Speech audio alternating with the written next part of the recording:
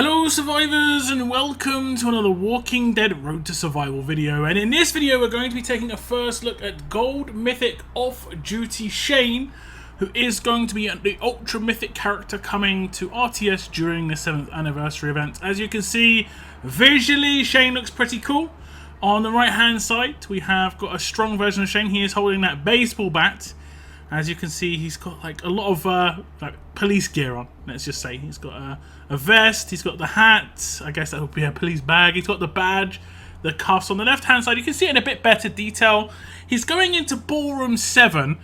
I'm not really sure what this is a reference to. Does someone know? I know that in Rick's it was a reference to the movie 7, but in this I'm not actually quite sure. So if anyone has any ideas, please let me know. And we can see he's got a weapon in his hands here, which is like a baseball bat, and we did actually talk about this a little bit on my stream, but he doesn't have that as an attached weapon, as we can see on the right hand side, so we're going to have to see how that's going to come into the game elsewhere. But we'll look at his stats. At level 1440, limit break 3, he has got a mighty 34,509 attack, 23,006 defense, and 19,171 HP. He is a strong character, a damage roll character as well. Of course he's going to be a mythic character, and he's going to be joining the Atlanta Allegiance, just like Off-Duty Rick is. Off-Duty Shane is going to be joining that Allegiance as well. This is, of course, the first Gold Mythic Shane as well. The only previous one we had before was a Silver. Now, first we'll look at Shane's Adrenaline Rush, and this is pretty straightforward. This character gets Guardian Shield, deal 1000% damage to 3 enemies. Pretty hefty damage, but the Guardian Shield's going to come in before the damage goes off. This does mean if there's any payback, basically, or any bide, he will be able to stop this from actually, reflecting back and hitting him with that Guardian Shield, guaranteed. Now, if for some reason he was to hit a Vengeance character and not take them out, payback and bide procced, one would remove the Guardian Shield, the other one would actually, take him out or like do significant damage. But this is an 1,000 damage hit. This is going to hit extremely hard. This is one of the hardest hitting rushes in the game for single target, but it hits 3 characters. It hits 3 characters, which is going to be, very, very powerful. It cannot crit. It is going to just be dealing damage. It's going to work like Titan's Rush. Titan does 1,200 damage to 1. Shane's doing 1,000 to 3, so you can sort of see the differential there. Very powerful for sure. Okay, so here we are on turn 2, and there is a payback character in this team. If I don't want to, potentially hit this character, I can select someone else.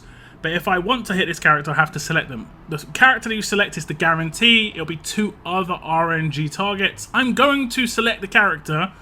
2 of my teammates are going to get eliminated because of this, but this is just to show that the Guardian Shield will proc, it will come up, and then it will get blocked. The payback damage will get blocked. So you're going to have to just keep an eye on Shane to see it come in. I'm not going to speed it up at all.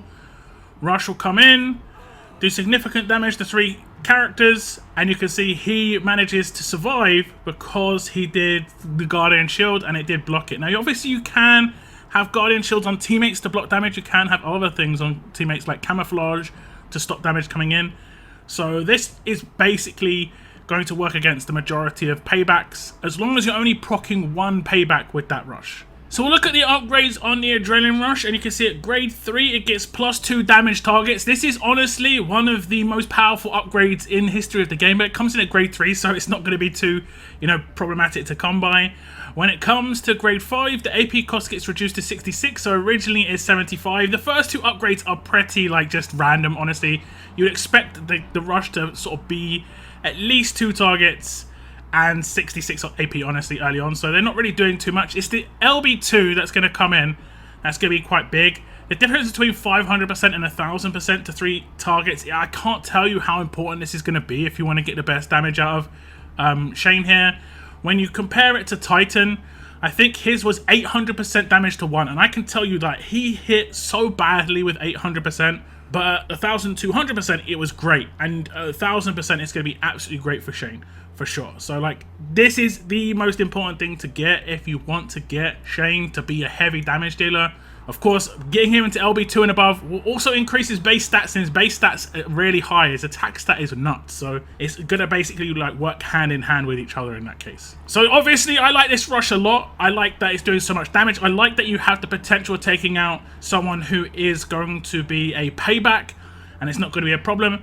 This can't reflect, you know, because it deals damage. Only attacks can have reflect damage come back. So the only problem he's going to have is just multiple characters that have payback. But you can obviously take in someone to normalize the ones that don't have normalized resist and just blow up like Peacekeeper without any sort of problem. So yeah, I think this character, at least his rush at least, is going to do a lot of damage. I'm sure there's going to be some more damage dealing stuff in his kit because that seems to be Shane's deal.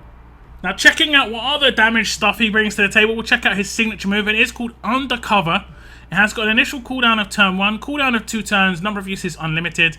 This character gets elusive and camouflage for 3 turns, attack an enemy for 400% damage, 700% if they are of the alert trait. So this is kind of strange. Both parts of this are kind of strange. The first part, elusive, is obviously nice. It means that he's not going to, you know, give away any AP when he does damage.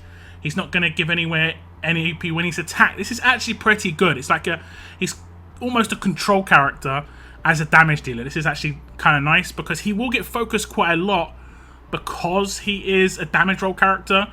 But this also might make the AI focus him less because if it's programmed like, oh, he's got elusive, I shouldn't attack him, it could increase his survivability. So it's win-win no matter what. And then the second part, the camouflage, maybe that part isn't that great. Him getting camouflage isn't going to be really that amazing because if he's doing the nuke damage, it's his teammates who need the camouflage because his Guardian Shield's going to protect him.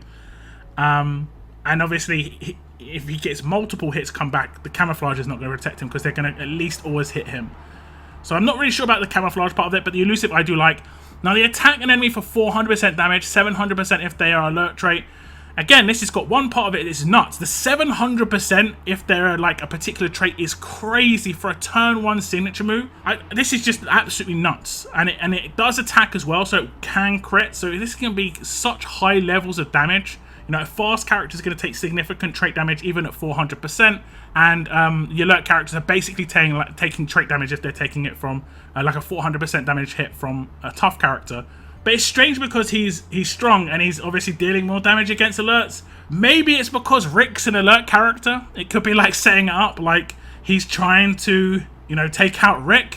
Maybe it's that. I don't know. But it is extremely heavy hitting. Like straight up. Without a doubt, this is the heaviest hitting signature move in the game. I can't really remember any other ones that hit this sort of hard, especially off of turn 1. Now it's worth noting because this can crit, it can also take advantage of weapon upgrades in the 3rd and 4th slot that have on-attack bonuses. For instance, the 3rd slot that does extra damage based on the enemy's HP, 45% extra damage. You can have that on this weapon for the signature move, and it will go from like 700% even higher. So I have it on the current weapon that I'm using. If I crit, I should do significantly high damage. Remember, this is non-trait damage. I haven't got any mods to do trait damage. As you can see, I've not got any like of the up arrows above Shane's head. This is just purely the signature move. And we're going to do the hit, and it doesn't crit, but it hits for 40k. That's just to show you, like, it hit for 40k on a non-crit. So a crit would hit for like 60 to 65k. And obviously I could amplify that with like 40 to 60% attack versus alert if I wanted to.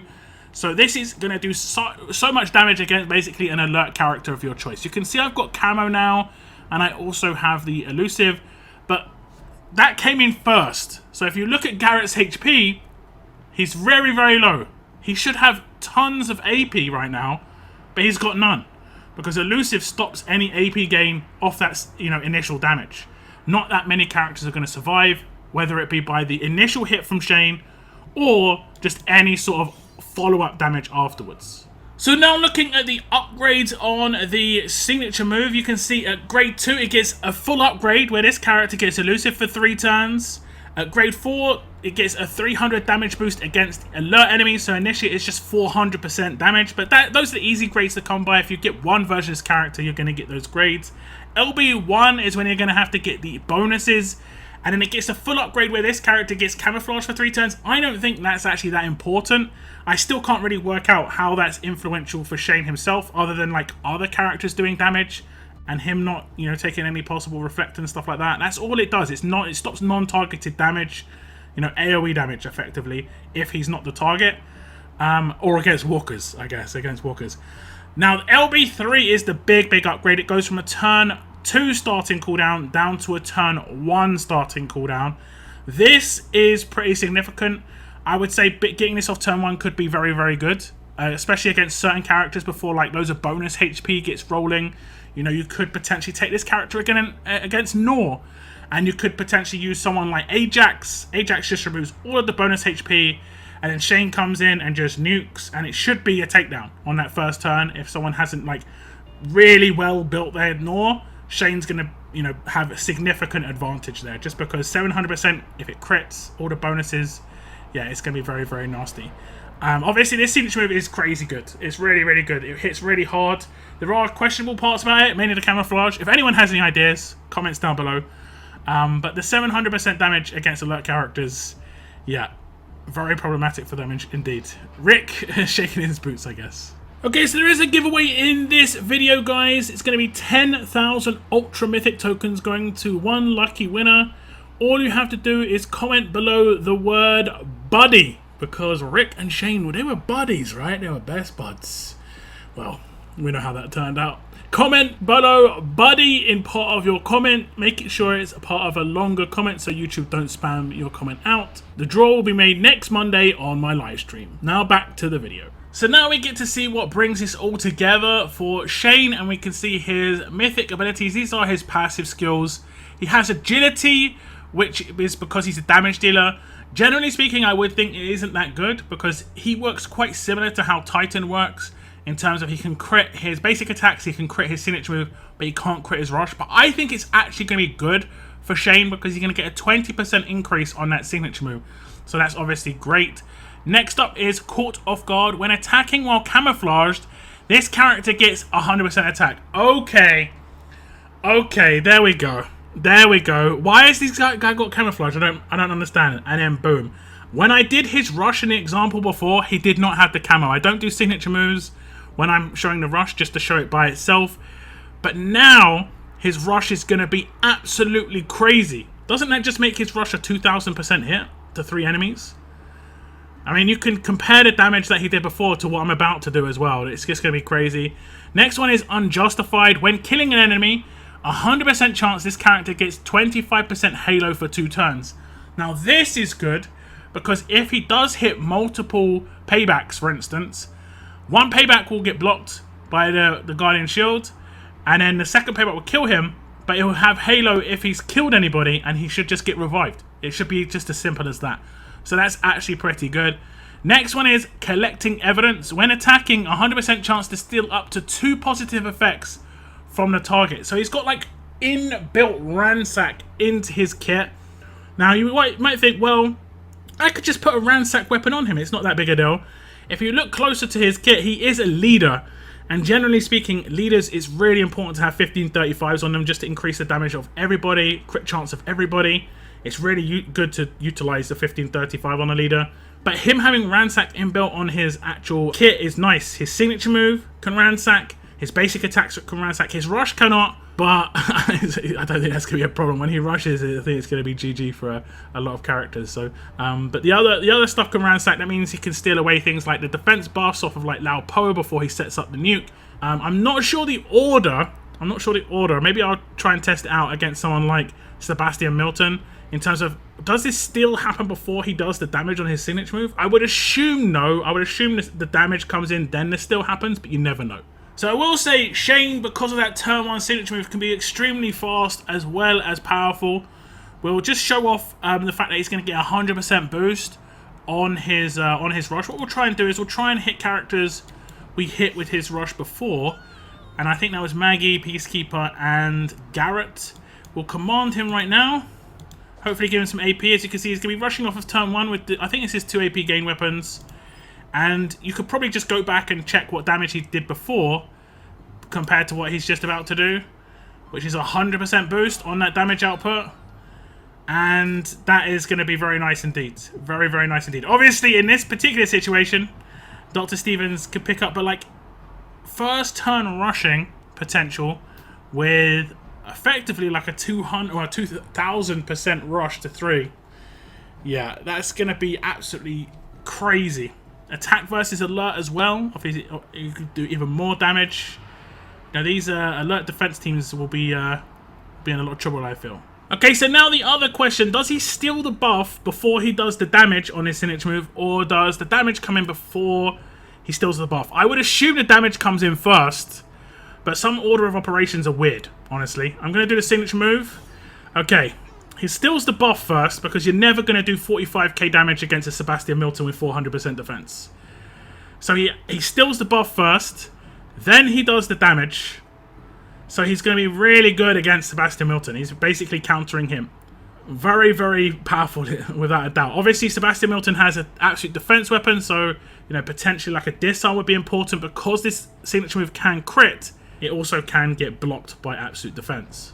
So we'll go over the upgrades on the passives here, and you can see at grade 1, he gets the first half of Caught Off Guard, and he gets 50% attack when that happens. And then at grade 2, he gets the first half of Agility, and at grade 3, he gets the second half of Caught Off Guard, going up to 100% attack. It's nice that it's not like a percentage to actually proc, but because it's so low grade, you're always going to get both of these. So I would like to see that more often, though. That is actually quite nice. When it comes to grade 4, you can see Unjustified comes in, where he has a 50% chance that this character gets 25% Halo for 2 turns when killing an enemy. This is obviously good. It's 50% chance, but with his rush, if he does rush and kills 3 enemies, he's got 3 procs of 50%. So it's still pretty decent on his Adrenaline Rush. On his signature move, it's just 50-50. When it comes to the grade 5 upgrade, it's Collecting Evidence, and it's 50% chance to steal up to 2 positive effects from the target. Then we move on to LB upgrades, and you can see he gets Agility 2 at LB1, making it 20% increase to his signature move damage and his basic attack damage. At LB2, he gets Unjustified 2, making it 100% chance to get the 25% Halo for 2 turns, and that will happen every time on that signature move. And although it will more than likely happen every time on his rush before, if he was killing 3, it will definitely happen every time now. And then at LB3, he gets the second half of Collecting Evidence, and then it's 100% chance that he steals 2 positive effects from the target. This is really important if you want to get that early nuke off turn 1 against particular characters like I showed, likes of Sebastian Milton, Lao Po, these characters with huge defense bonuses. Shane is dealing with those characters just by himself. So, you know, it's particularly those 2 characters I just said. And it's because Lao Po will take trait damage, and obviously she's got that defense bonus. And obviously Sebastian is going to take significant damage from that signature move because it's increased. So, you know, those characters, the defense bonuses are not really going to be that, you know, big a deal when it comes to for Shane, especially on that first turn. I like these passives a lot. I think they're very effective, and they suddenly make camouflage make sense on this character, where there was lots of question marks before. But I think these are all going to work in certain ways. They're all worth upgrading, pretty much as we've seen with a lot of recent characters, where pretty much all the passives are very powerful and very worth upgrading for the character. So as I said, when it came to his Adrenaline Rush, that he is a significantly, heavy damage dealer, these passives are definitely amplifying that potential. Now, lastly, on Shane's main kit, he is a leader, and he is an attack leader, of course. All teammates get 40% attack. At the start of each wave, 3 enemies get minus 35% defense for 2 turns. This is going to make it so he's got a much better chance of getting takedowns. If it lands on a particular alert character, he is going to love it. It's going to be doing even more damage. And if you make him rush quickly like I did, you don't necessarily need to command him and do everything turn 1, but you can definitely get it done turn 2 with a command with just some basic stuff. You only need 1/8% weapon for a turn 2 command rush. He's going to have defense down on 3 of the enemies, so the amount of damage output is going to be really, really high. So yeah, this is a nice skill. Obviously, there are characters in the game that can block this. There is Ezekiel, maybe a comeback for Zeke, because he's kind of been out of the way. But the majority of leaders and the majority of teams don't have any way to stop this from happening, other than like a random cleanse weapon or something like that. So, and that only happens at the beginning of the enemy's turn. So if someone has a cleanse weapon and it lands, he can signature move them and take them out, because most of the time cleanse weapons, they're on those alert characters. Okay, so we're going to attack again, and now we have got Shane as the leader. You can see the minus 35% defense coming in. It's going to land on Sebastian Milton down the bottom. We will use that signature move. Shane's going to have more damage as well because he is the central character. He should be surrounded by 1535s, so his damage will be reasonably boosted by like 20%, 20-30% overall. We do the signature move. It does get absolutely defended. Oh, it doesn't. It doesn't crit. And this is the thing. It can get resisted against tanks, so that's something to note. Obviously, if I had attack versus on the mods, it wouldn't have been a problem. So that's just something to note. But we'll just get the rush off on turn 1 again if we can. And we can sort of see the damage output that's going to come in this time around. It's actually going to hit all of the defense down characters. Oh no, it didn't.